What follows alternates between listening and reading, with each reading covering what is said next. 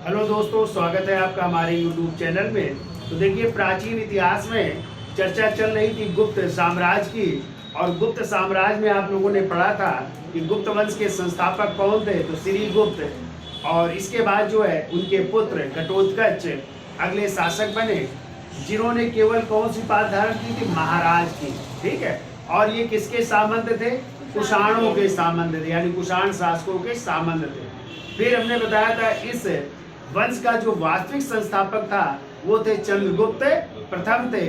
और चंद्रगुप्त प्रथम का टाइम है 319 या 320 ईस्वी से लेकर के 335 ईस्वी।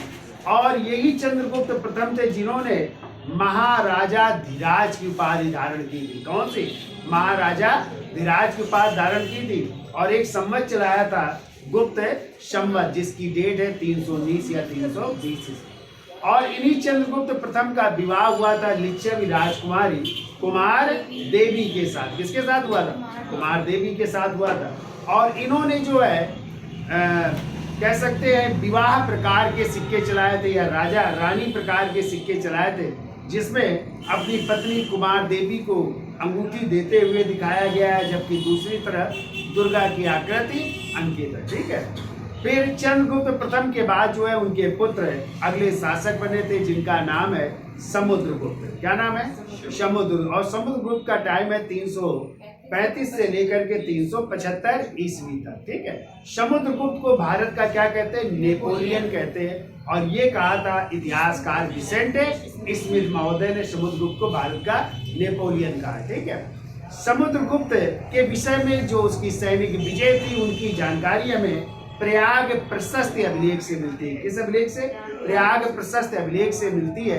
और इस प्रयाग प्रशस्त को लिखा है हरिसेन ने। किसने लिखा है? हरिसेन ने लिखा है, जो ब्राह्मी प्लस संस्कृत अर्थात चप्पू शैली में गद्य और पद्य में लिखी गई है। फिर हमने आपको बताया था इस प्रयाग प्रशस्त में कुल 33 पंक्तियां हैं। कितनी पंक्तियां हैं? 33 पंक्तियां। और इसको जो है खोजने का कार्य किया था ट्रायर महोदय ने। ठीक है। इसको खोजा था और इसको निर्गत करने का कार्य किया था तिलक भट्ट ने। ठीक है। तो हमने बताया था कि समुद्रगुप्त ने उत्तर भारत के 12 राजाओं को पराजित किया था। पहली बार 3 राजाओं को और दूसरी बार जो है 9 राजाओं को पराजित किया था। और इनके विरुद्ध उसने कौन सी नीति अपनाई थी? प्रसभोधरण की नीति अपनाई थी। प्रसभोधरण का मतलब होता है उनको पराजित करके उनके साम्राज्य को अपने साम्राज्य में लिया। ठीक है। ऐसे उसने दक्षिण भारत की जो विजय की थी, तो दक्षिण भारत के भी 12 राजाओं को पराजित किया था और उनके विरुद्ध नीति अपनाई थी ग्रहण मोक्षानुग्रह। तो ग्रहण मोक्षानुग्रह का मतलब है उनको पराजित करके उनको अपनी अधीनता स्वीकार करा करके उनके राज को पुनः वापस कर देना, कहलाती कौन सी नीति? ग्रहण मोक्षानुग्रह की नीति। ठीक है। और हमने बताया था कि इन 12 राजाओं में से इस राजाओं का जो संघ का प्रमुख था वो कांची के पल्लव शासक थे विष्णुगुप्त के नेतृत्व में लड़े गए थे। ठीक है। फिर इसके बाद हमने आपको बताया था कि उसके जो है संबंध कुछ अन्य राज्यों से भी थे। जैसे प्रयाग प्रशस्त की 22वीं पंक्ति में सीमावर्ती राज्यों का वर्णन मिलता है ना, जैसे समतट, दवाक, कामरूप, कर्दपुर और नेपाल। फिर कुछ जो है राजतंत्री राज्यों का उल्लेख है, कुछ गणतंत्री राज्यों का भी उल्लेख है, और इसके अलावा कुछ विदेशी शक्तियों का उल्लेख है, जिसका उल्लेख जो है 23वीं और 24वीं पंक्ति में है। ठीक है। और विदेशी शक्तियों की हम चर्चा कर रहे थे पिछले टॉपिक में, और उसमें हमने बताया था कि प्रयाग प्रशस्त की 23वीं और 24वीं जो पंक्ति है उसमें विदेशी शक्तियों का उल्लेख है, जिसमें कि पहला है देवपुत्र शाहानुशाही, और इसको कहते हैं कुषाण शासकों से इनका संबंध स्थापित किया गया है, जो पंजाब में शासन करते थे। और कहते हैं समुद्रगुप्त के समय उसका समकालीन जो है शासक था केदार। कौन था? केदार। फिर दूसरा जो विदेशी राज था उसमें था शक, और शक लोग जो है पश्चिमी मालवा, गुजरात तथा काठियावाड़ में शासन करते थे। और समुद्रगुप्त के समय उस समय का शासक था रुद्र सिंह तृतीय। कौन थे? रुद्र सिंह तृतीय। फिर हमने चर्चा की थी सिंघल द्वीप की, और सिंघल द्वीप में कहते हैं उस समय सिंघल द्वीप के राजा थे मेघवर्ण या मेघवर्मन, और कहते हैं इसी मेघवर्मन ने जो है उपहारों सहित एक दूत मंडल भेजा था किसके दरबार में, समुद्रगुप्त के दरबार में। और कहाँ पे एक बौद्ध मठ विहार बनाने की अनुमति मांगी थी, तो बोध गया में एक बौद्ध मठ विहार बनाने की अनुमति मांगी थी, जो है समुद्रगुप्त ने प्रदान की।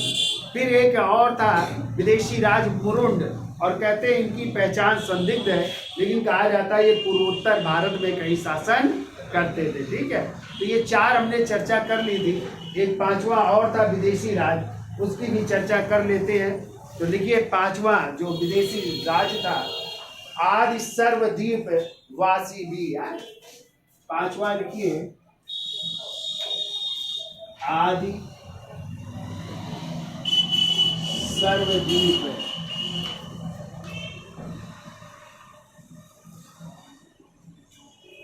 आदि सर्वद्वीप वासी भी है।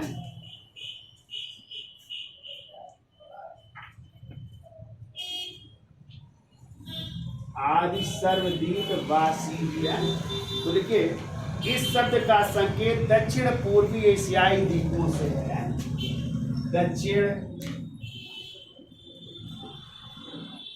पूर्व एशियाई देशों से।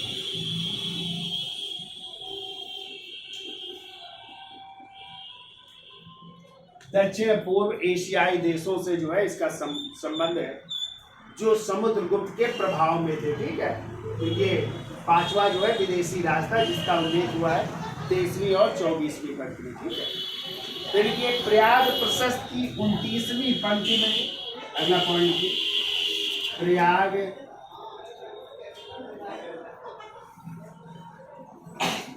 प्रशस्ति की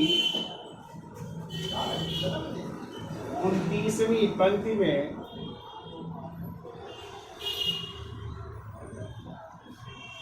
प्रयाग प्रशस्त की 29वीं पंक्ति में क्या वर्णन है, तो देखो यह स्तंभ पृथ्वी की एक भुजा की भांति है।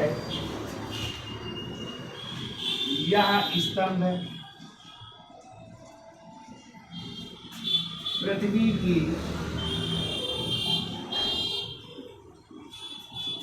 एक भुजा की भांति है।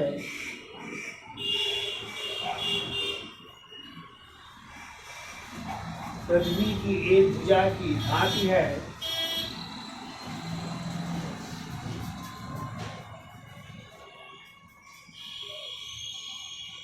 आती है और संसार और समस्त संसार की विजय के कारण और समस्त संसार की और समस्त संसार की विजय के कारण समस्त संसार की विजय के कारण उसकी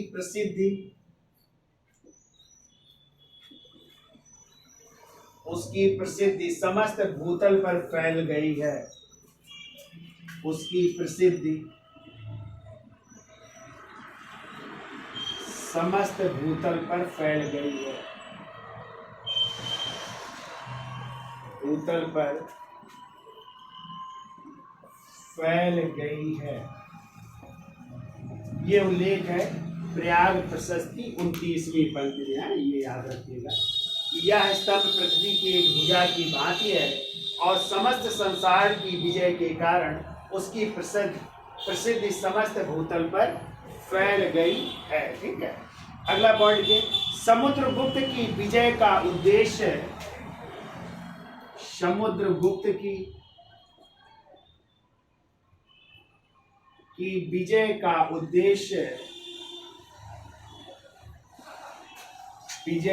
उद्देश्य धरणि बंध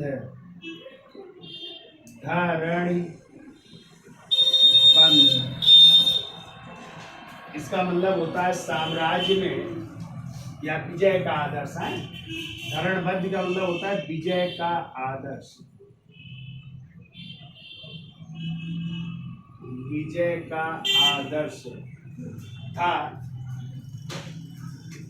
विजय का आदर्श था, धरणबद्ध था। ठीक है, फिर वो अपनी विजयों के उपरांत समुद्रगुप्त ने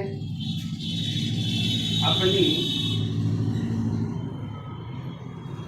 विजयों के उपरांत समुद्रगुप्त ने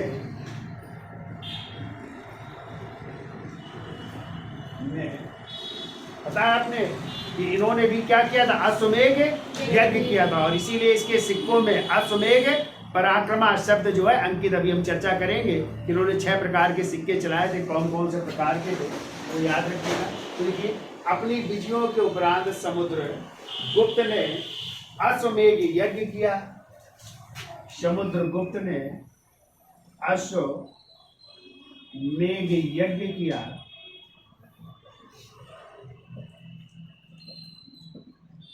अश्वमेध यज्ञ किया और अपने सिक्कों पर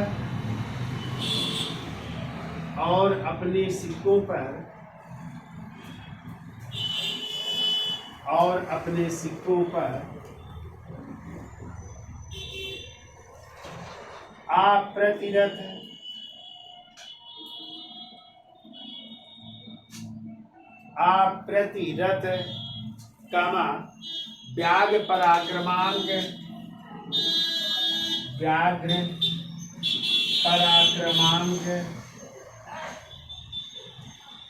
कामा अश्वमेध पराक्रमांक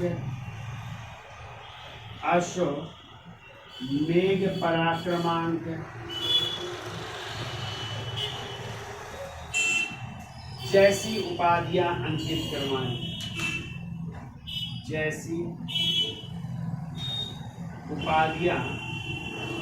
करवाएं, ठीक है। अगला पॉइंट लिखिए, समुद्रगुप्त के सिक्कों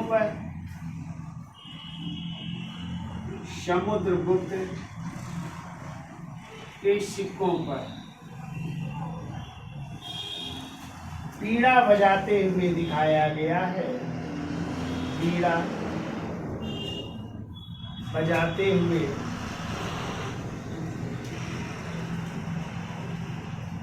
दिखाया गया है, और उपाधि धारण की थी कौन सी, कवि राज की। देखो, और उसने कवि राज की उपाधि धारण की, ये भी याद रखना है, कवि राज की उपाधि धारण कर रहा है, तो कवि राज की उपाधि धारण की है। ठीक है, अगला पॉइंट ये, समुद्रगुप्त ने बौद्ध भिक्षु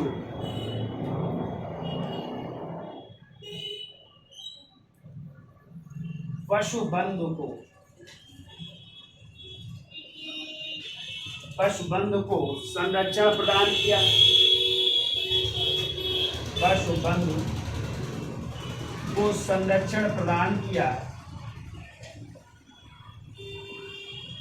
संरक्षण प्रदान किया, जो उसके मंत्री भी थे,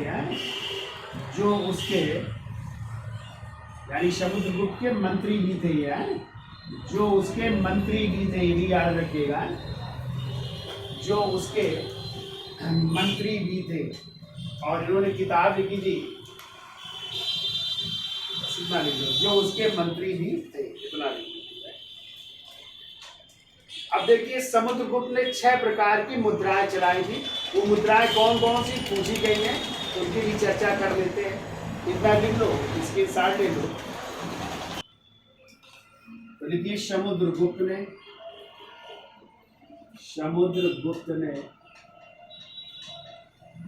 6 प्रकार की स्वर्ण मुद्राएं चलाई, 6 प्रकार की स्वर्ण मुद्राएं चलाई हैं, ये याद रखिएगा आप लोग। तो पहला लिखिए, गरुड़ प्रकार,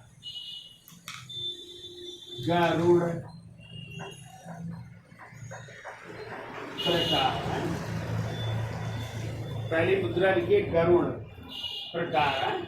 तो देखिए, इसके मुख भाग पर राजा की आकृति, इसके मुख भाग पर यानी मेन भाग पर, मुख भाग पर राजा की आकृति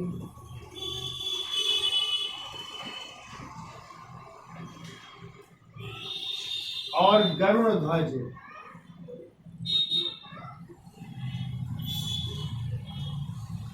राजा की आकृति है एवं गरुड़ ध्वज है। ठीक है।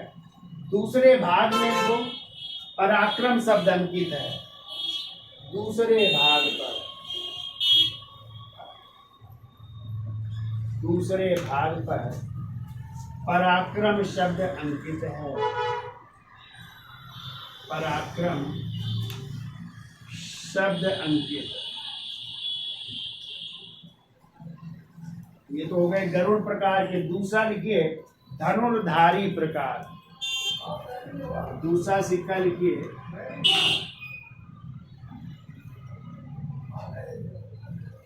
धनुर्धारी प्रकार के सिक्के। तो लिखिए मुख भाग में सम्राट धनुष बाण लिए है। मुख भाग में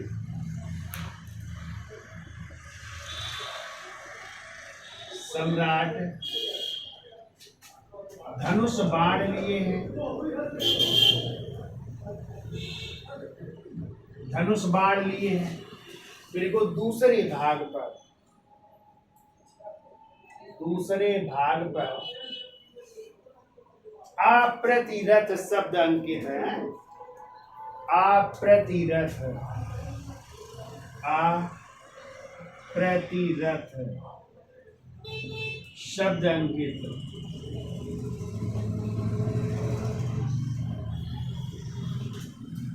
दिल के तीसरे परशु प्रकार के सिक्के। परशु प्रकार के सिक्के हैं। तो देखिए मुख्य भाग पर बाएं हाथ में फरसा,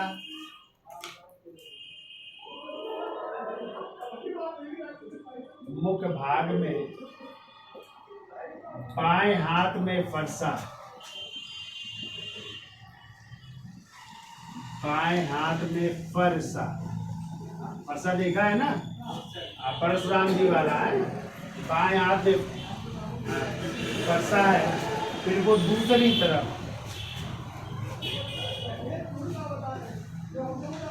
दूसरे भाग में,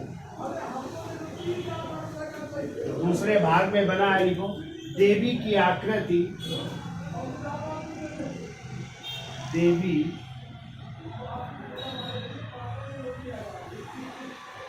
की आकृति बनी है और कृतांत परशु अंकित है। कृतांत परशु अंकित, ये शब्द अंकित है। कृतांत परशु है शब्द अंकित है, यानी उपाधि कह सकते हैं। तो ये कृतांत परशु उपाधि अंकित है। उपाधि का उपाधि अंकित है। अब ये अश्वमेघ प्रकार चौथे, अश्वमेघ प्रकार, अश्वमेध प्रकार के सिक्के हैं। तो देखो मुख भाग में यज्ञ में बंधे हुए घोड़े का चित्र, मुख्य भाग में यज्ञ में बंधे हुए घोड़े का चित्र, घोड़े का चित्र। क्योंकि अश्वमेध यज्ञ में क्या छोड़ा जाता था? घोड़ा ही छोड़ा जाता था। ठीक है। घोड़े का चित्र है। को दूसरे भाग में, दूसरे भाग में देखिए, दूसरे भाग में राजमहिषी दत्ता देवी की आकृति, राज महिषी, मंगल जी को पटरानी दिया है।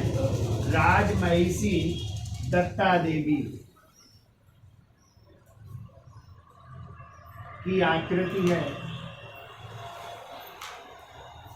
राजमहिषी दत्ता देवी की आकृति अश्वमेध यज्ञ का, चलो इतना लिख लो, राजमहिषी दत्ता देवी की आकृति है, ठीक है। और अश्वमेध पराक्रम शब्द अंकित है। अश्वमेध पराक्रम, अश्वमेध पराक्रम शब्द अंकित है, शब्द अंकित है।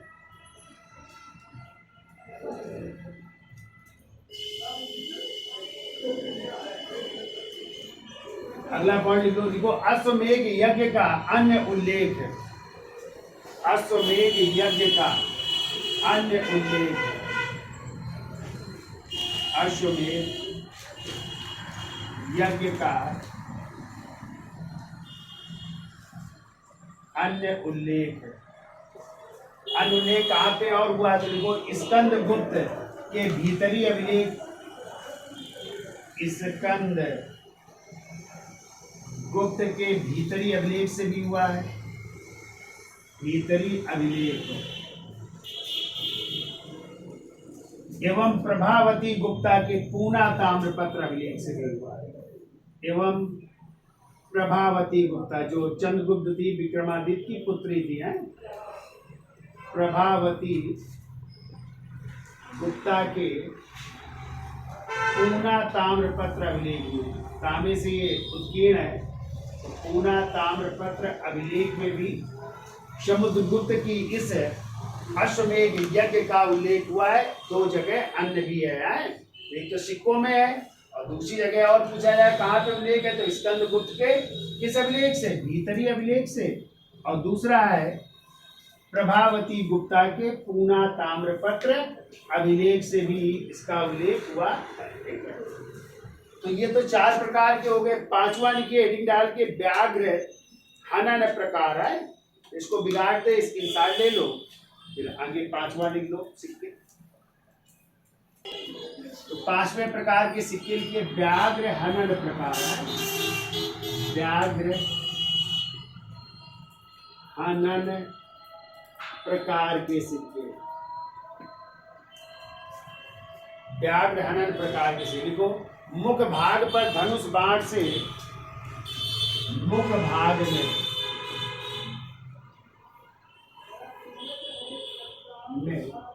धनुष बाण से,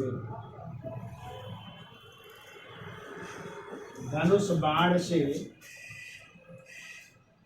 बाघ का आखेट करते हुए, धनुष बाण से बाघ का आखेट करते हुए राजा का चिन्ह, बाघ का आखेट करते हुए, आखेट करते हुए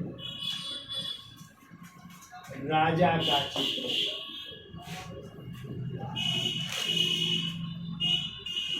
बाघ का आखेट करते हुए राजा का चित्र है, ठीक है। तथा उसकी उपाधि, तथा उपाधि व्याघ्र पराक्रम, व्याघ्र पराक्रम अंकित है, व्याघ्र पराक्रम अंकित है। फिर वो दूसरे भाग में, दूसरे भाग में, ठीक है, दूसरे भाग में गंगा जी की आकृति बनी है, ठीक है। तो आपको पता है गंगा जी किस पर सवार है? हाँ, तो मकर वाहिनी गंगा और पूर्व वाहिनी यमुना। अभी ये क्वेश्चन आया था कि गंगा जी किस पे सवार हैं, ठीक है। तो किसमें? मकर वाहिनी, मकर मतलब मगरमच्छ में, और यमुना जी पूर्व वाहिनी, पूर्व का मतलब कछुए में सवार है, ठीक है। तो लिखो दूसरी तरफ मकर वाहिनी गंगा के साथ, मकर वाहिनी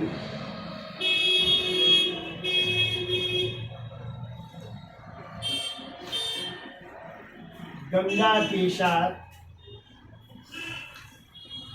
समुद्रगुप्त राजा समुद्रगुप्त अंकित है। राजा समुद्रगुप्त अंकित है या चित्रित है, कुछ भी लिखिए। राजा समुद्रगुप्त अंकित है। और अंतिम लिखिए छठवां, वीणा वादन प्रकार। छठवां लिखिए वीणा वादन प्रकार। हमने आपको बताया कि समुद्रगुप्त बहुत अच्छे वीणा वादक थे। और कौन सी उपाधि धारण की थी? कवि राज की उपाधि धारण की। तो इनको सिक्कों पर वीणा बजाते हुए राजा की आकृति, सिक्कों में वीणा बजाते हुए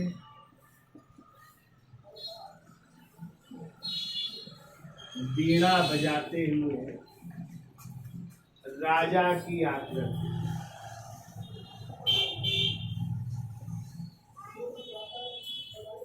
वीणा बजाते हुए राजा की आकृति है जो उनके संगीत प्रेम को स्पष्ट करता है। देखो पीछे कविराज की उपाधि, या दूसरे भाग में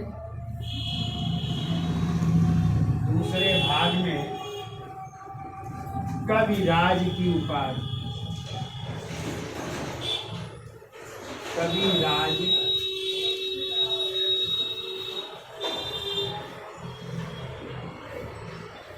की उपाधि अंकित है। ठीक है, कविराज की उपाधि अंकित है।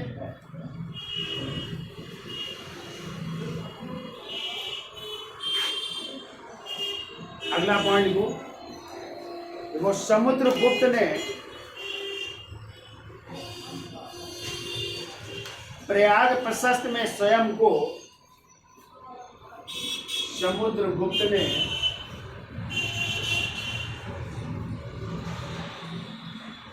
प्रयाग प्रशस्ति में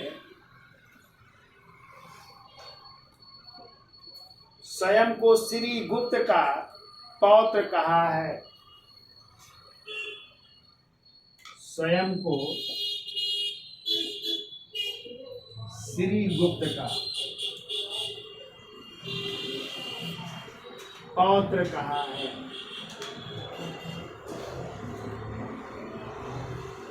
श्री गुप्त का पौत्र कहा है। ठीक है, अगला पॉइंट लिखो। देखो समुद्रगुप्त ने पृथिव्या प्रथम वीर, यही पूछा गया था, पृथिव्या प्रथम वीर क्वेश्चन आया था। ये उपाधि किसने धारण की थी? देखिए समुद्रगुप्त ने पृथिव्या प्रथम वीर की उपाधि धारण की थी। पृथिव्या प्रथम वीर की उपाधि धारण की। पृथिव्या प्रथम वीर की उपाधि धारण की, जिसकी जानकारी समुद्रगुप्त के एरण अभिलेख से मिलती है। समुद्रगुप्त का भी एरण अभिलेख है। जानकारी समुद्रगुप्त के एरण अभिलेख से मिलती है। एरण अभिलेख से मिलती है कि उसने कौन सी उपाधि धारण की थी? पृथिव्या प्रथम वीर की उपाधि धारण की थी। ठीक है, तो जानकारी मिलती है एरण अभिलेख से है। और एरण अभिलेख कहाँ पे है? जबलपुर मध्य प्रदेश। यहीं से जानकारी मिलेगी किसकी? सती प्रथा का पहला अभिलेखी प्रमाण भी है ये है, वहां से भी जानकारी मिलेगी जो भानु गुप्त के समय का है। ठीक है, तो ये जानकारियां यहाँ से प्राप्त हो रही है। ठीक है, ये भी आपको याद रखना है। फिर हमने आपको बताया था एरण जो प्रयाग प्रशस्ति अभिलेख है, इसमें किस मुगल शासक का भी लेख उत्कीर्ण है? पीछे पढ़ाया था। किसका है? किस मुगल शासक का है? जहांगीर का। और किसका है? बीरबल का भी है। और यही अशोक का भी प्रयाग प्रशस्ति, और इसी में भी महारानी विक्टोरिया ने भी अंकित करवा दो, तो इनका भी है ये। ठीक है, तो ये जानकारी किसकी थी? समुद्रगुप्त के बारे में थी। ठीक है, समुद्रगुप्त का उल्लेख हमें जो है पूरा विवरण कहाँ से मिला है? प्रयाग प्रशस्ति अभिलेख से, सैनिक विजयों की जानकारी। ठीक है, अब समुद्रगुप्त के बाद उनके पुत्र अगले शासक बनेंगे जिनका नाम है चंद्रगुप्त द्वितीय विक्रमादित्य। लेकिन चंद्रगुप्त द्वितीय विक्रमादित्य से पहले एक और राजा का नाम मिलता है और वो राजा कौन है? रामगुप्त। तो कहते हैं समुद्रगुप्त के बाद जो है उत्तराधिकारी बड़ा बेटा बना था और उसका नाम था रामगुप्त। लेकिन रामगुप्त क्या हुआ था कि एक शक शासक थे रुद्र सिंह तृतीय, उनसे क्या हो गए थे? पराजित हो गए थे और अपनी पत्नी, उनकी पत्नी का नाम था ध्रुव स्वामिनी, उनसे जो है हार गए थे पत्नी को। तो जब ये बात पता चली किसको? चंद्रगुप्त द्वितीय को, तो उन्होंने क्या किया कि भेष बदल करके जाते हैं और उस शक शासक रुद्र सिंह तृतीय को क्या करते हैं? पराजित करते हैं, उसकी हत्या कर देते हैं और इसी उपलक्ष्य में उन्होंने भी विक्रमादित्य की उपाधि धारण की थी। और फिर जो है अपने भाई की भी हत्या की, किसकी? रामगुप्त की भी हत्या करते हैं और बाद में ध्रुव स्वामी से क्या कर लेते हैं? विवाह कर लेते हैं। ठीक है, तो चंद्रगुप्त द्वितीय जिनके बहुत सारे नाम है, देवराज, देवश्री, देवगुप्त, ठीक है, ये बहुत सारे नाम है। जबकि आप लोग पढ़ेंगे कि जो दिल्ली में मेहरौली है, तो मेहरौली से एक लौह स्तंभ मिला है और उस लौह स्तंभ में चंद्र नाम मिलता है। क्या नाम मिलता है? और इस चंद्र की पहचान की गई है चंद्रगुप्त द्वितीय विक्रमादित्य से। तो पहले ये यहाँ पे नहीं था लौह स्तंभ ने, इन्होंने जो है बल्क या बैक्टीरिया की जब विजय की थी तो उपलक्ष्य में पंजाब में ब्यास नदी के किनारे इसको स्थापित करवाया था। इसको कहते थे गरुड़ ध्वज या विष्णु ध्वज कहते थे। ठीक है, और बाद में अनंगपाल तोमर ने इसको ला करके कहाँ पे स्थापित करवाया? दिल्ली में मेहरौली में। ठीक है, और कहते हैं इसकी खासियत है कि आज तक इसमें जंग नहीं लगी है। यानी साइंस टेक्नोलॉजी कितनी अच्छी थी कि सर्दी गर्मी बरसात में ऐसे ही गड़ा हुआ है, लेकिन आज तक उस लौह स्तंभ में जंग नहीं लगी है। ठीक है, तो ये सब नाम थे। उपाधियाँ बहुत सारी थी चंद्रगुप्त द्वितीय की, जैसे नरेश चंद्र, परम भागवत, श्री विक्रमम, विक्रमादित्य। ठीक है, तो बहुत सारी उपाधियाँ भी थी। और हमने बताया था कि पहला विवाह तो इन्होंने किया ध्रुव स्वामी से और उन्हीं से पुत्र हुए कौन? कुमारगुप्त, महेंद्रादित्य। दूसरा इन्होंने विवाह किया था नागवंश की राजकुमारी कुबेर नागा से और उनसे भी इनका एक बेटी होगी जिसका नाम था प्रभावती गुप्ता। प्रभावती गुप्ता किसकी बेटी थी? कुबेर नागा की। और उनका विवाह करेंगे वाकाटक वंश के राजा रुद्रसेन द्वितीय के साथ। किसका? प्रभावती गुप्ता। फिर आप लोग पढ़ोगे इन्हीं चंद्रगुप्त द्वितीय विक्रमादित्य के शासन काल में चीनी यात्री आए थे। कौन? फायान आए थे ना। तो फायान के बचपन का नाम कुड़ था। ठीक है, इनकी भी चर्चा करेंगे, क्या क्या उन्होंने वर्णन किया है। फिर आप लोग पढ़ोगे कि जो है शिक्षा की दृष्टि से चंद्रगुप्त द्वितीय ने अपनी एक दूसरी राजधानी बनाई थी और वो क्या थी? उज्जैनी, यानी पाटलिपुत्र के अतिरिक्त दूसरी राजधानी किसको बनाया था? उज्जैनी को। और इसी उज्जैनी दरबार में 9 रत्न निवास करते थे। चंद्रगुप्त द्वितीय विक्रमादित्य के दरबार में थे ना 9 रत्न, और उन्हीं में संस्कृत के महान विद्वान कालिदास भी थे। अमर सिंह, शंख, बेताल भट्ट, धन्वंतरी, वराह मिहिर, छपड़क, धन्वंतरी, ये सब जो है 9 रत्नों में से थे। किसके दरबार के? चंद्रगुप्त द्वितीय विक्रमादित्य। फिर चंद्रगुप्त द्वितीय विक्रमादित्य के भी अभिलेख है। उसने चांदी की मुद्राएं चालू की थी, उसकी भी हम चर्चा करेंगे। तो अब जो है अगला टॉपिक नेक्स्ट टर्म में रखते हैं, पढ़ के आइएगा आप लोग चंद्रगुप्त द्वितीय विक्रमादित्य के बारे में डिटेल में चर्चा करेंगे। ठीक है, तो वीडियो अच्छा लगा हो तो लाइक शेयर और सब्सक्राइब करिए। धन्यवाद।